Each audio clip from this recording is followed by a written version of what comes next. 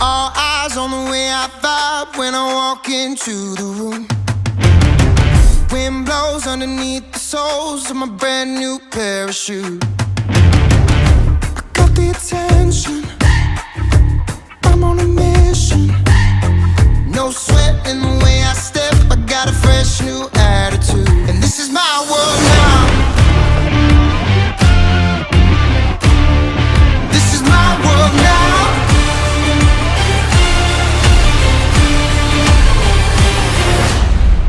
What's going on, everybody, and welcome back to another video. In today's video, I just want to talk a little bit about how I just shot that video you just saw, and a little bit of my first impressions / why I ended up selling the Canon EOS R6. Alright, so to get right into it, this was a very last minute video. I hit up my friend Britt. I was like, yo, I don't feel like working out, but I do have the R6 and I really wanted to test it in low light to see what the low light performance would be like shooting in 10-bit C-Log. So first I want to talk about the reason why I wanted to shoot this video in the first place. Mainly, I just wanted to test. I really didn't have any huge direction, so to speak, or any end goal in mind with this video other than to test the camera and its capabilities in a more fitness, fast-paced type of scenario. I wanted to also test my handheld rig. As you guys know, if you follow me on Instagram, you'll know that I've been building out my handheld rig for quite some time now. I've been trying different pieces and trying to tailor a handheld rig that really fit my needs personally. I found that watching stuff on YouTube a lot of times, their rigs were great. A lot of stuff that I found I really liked, but at the same time I realized now that I had to go through a bunch of different trial and error pieces to find the stuff that was right for me. And finally, I think I've arrived on a handheld rig that's, something that I really enjoy using. So in this video, I use a handheld rig, and I can list all of the parts for the handheld rig down in the description below for you guys to pick those up if you want. I had a significant amount of weight attached to the camera. Now, I didn't have my V-mount battery yet, so it wasn't as weighed down as I would like for it to have been, but it was enough weight along with the in-body image stabilization for me to get some nice cinematic handheld looking shots. So that was like a key piece that I wanted to test out as well, because I was super excited about this whole new rig that I got. It turned out even better than I could have imagined, honestly. The R6 performed extremely well in low light. I felt like I didn't have any issues, balancing with those weird tungsten, I don't even know, fluorescent bulbs that they had up there inside of the racquetball court. And yeah, I had no complaints whatsoever.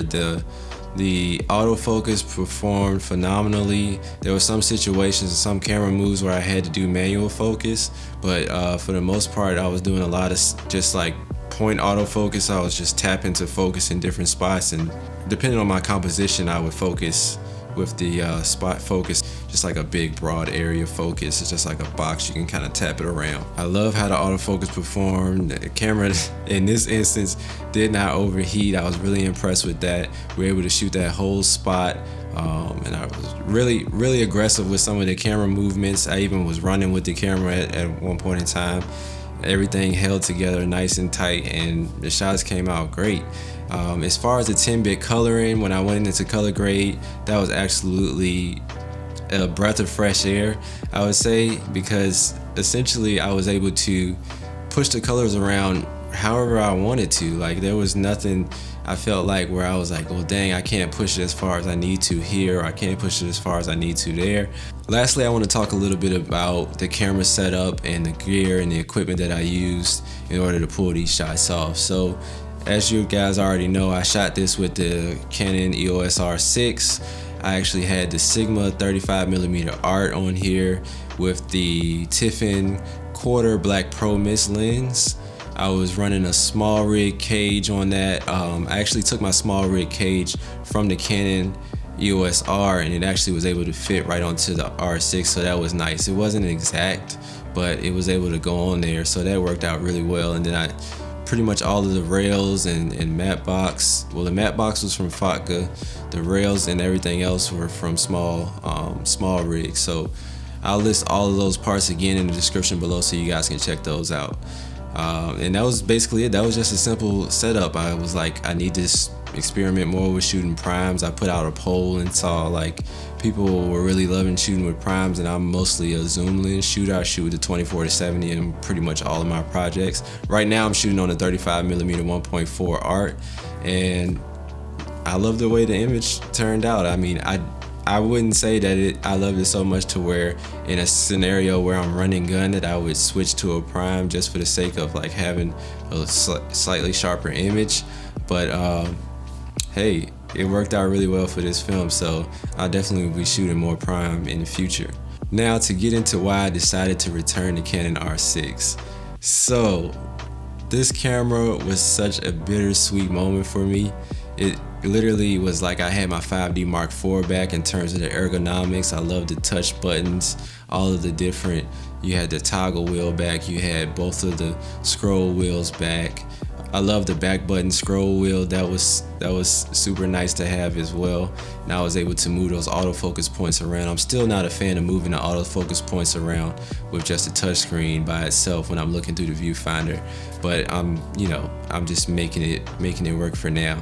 But the main reason why I returned this camera is because I was on a fashion shoot, and I was doing a hybrid setup. So I was shooting photos with my EOS R, and then I had the R6 set up for video, and I literally just had it sitting in my handheld rig. This is an outdoor shoot, and I went to pick up the camera and it literally gave me the overheating warning right away, and I was just like, oh man, it shortened my record time and everything like that. And I was just like, just to have that in the back of my mind while I was filming, like knowing that I had a limitation in my hand, it just kind of felt like it was stifling my creativity a little bit, and it kind of made me want to rush through some things to try to get the shots in before the camera wouldn't let me record any longer, and I really didn't like that at all.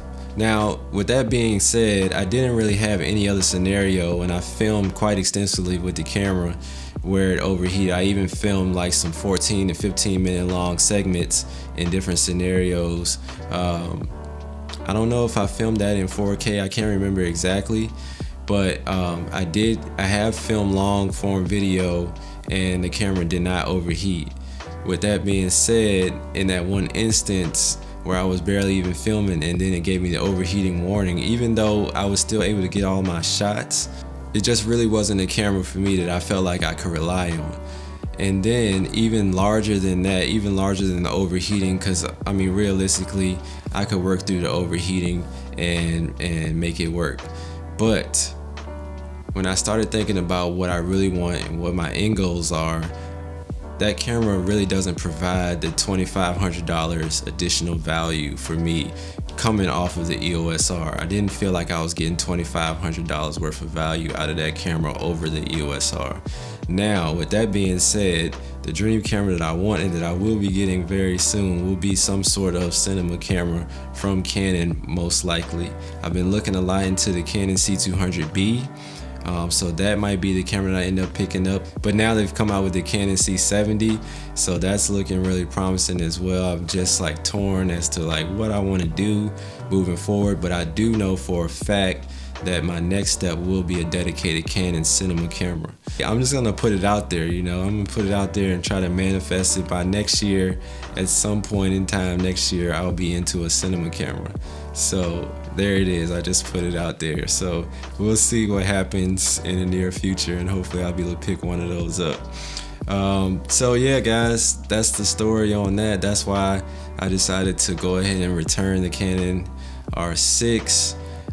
That's a little bit of backstory on the setup that I used to shoot the video that you saw in the beginning, and I hope you guys enjoyed this video. I hope you learned something from it. If you have any more questions that I didn't cover in this video, be sure to drop them in the comments below. I'm active there. I'll respond and answer your questions, or whatever you have. If you have some suggestions for me to make videos about, let me know and I'll be happy to do those as well. Thanks so much for watching. If you like this video, definitely drop a like, hit that subscribe button. I'll be making more content for you guys. See you on the next one.